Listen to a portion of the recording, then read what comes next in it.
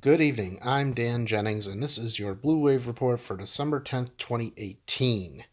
The First Step Act is a bipartisan criminal justice legislation moving through the U.S. Senate and being pushed by the White House to pass. If passed, it would transform the Federal Bureau of Prisons and hold the DOJ accountable for improving the lives of 200,000 people currently incarcerated. Recently, new sentencing provisions were added, further improving the bill. The First Step Act passed through the U.S. House of Representatives 360 to 59 with strong support from both parties. American authorities spend about $800 billion a year on prison systems. Despite this, the recidivism rate is close to 65%.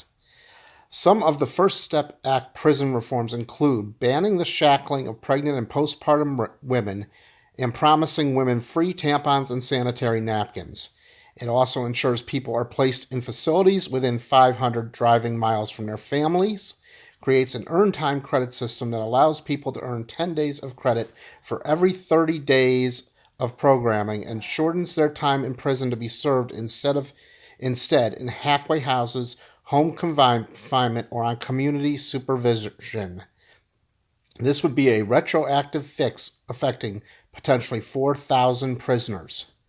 It also compels the BOP to match individual needs to programs, training, and services so that men and women return home job ready, thus reducing the recidivism rate, as well as the added benefit of increasing the tax base, allowing for more complete victim restitution, child support, and reunification with their communities.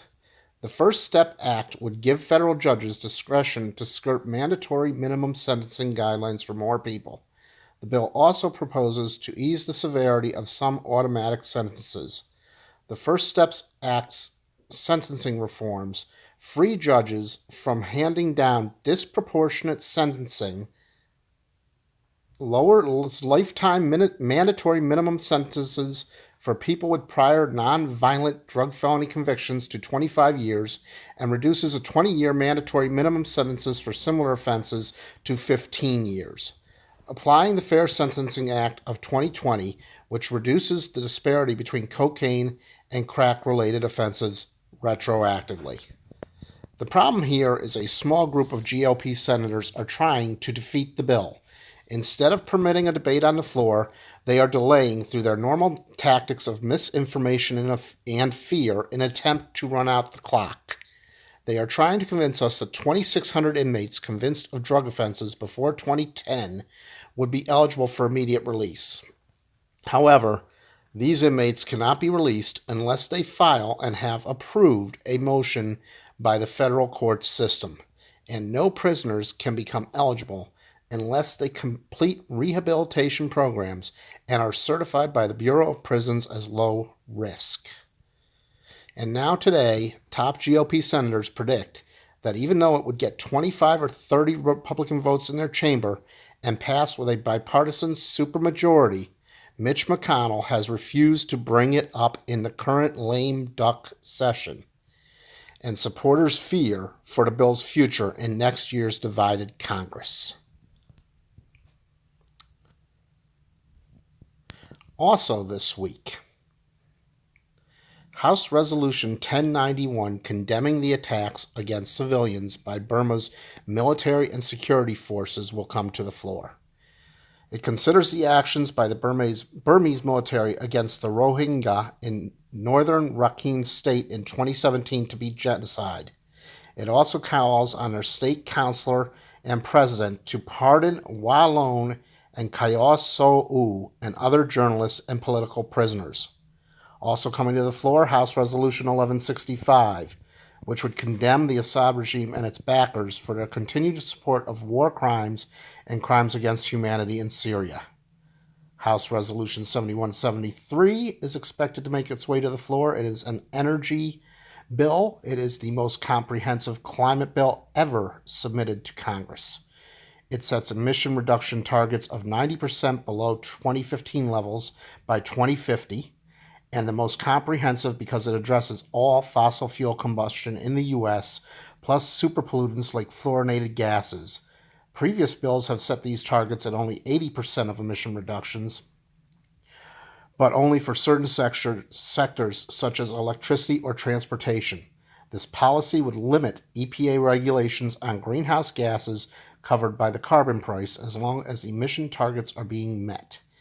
If after 10 years targets are not being met, the policy calls for the EPA to implement additional regulations to meet those emission reduction targets. So that is an awesome bill. We need to get that passed. Finally tonight, scientists are speaking out against a directive by the Trump administration that has shut down research into a cure for HIV. A scientist who was supposed to supply mice that have been modified with human fetal tissue for an HIV study emailed researchers that the Department of Health and Human Services has directed him to discontinue procuring fetal tissue.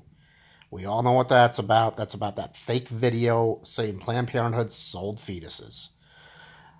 This effectively stops all the research to discover a cure for HIV, he wrote.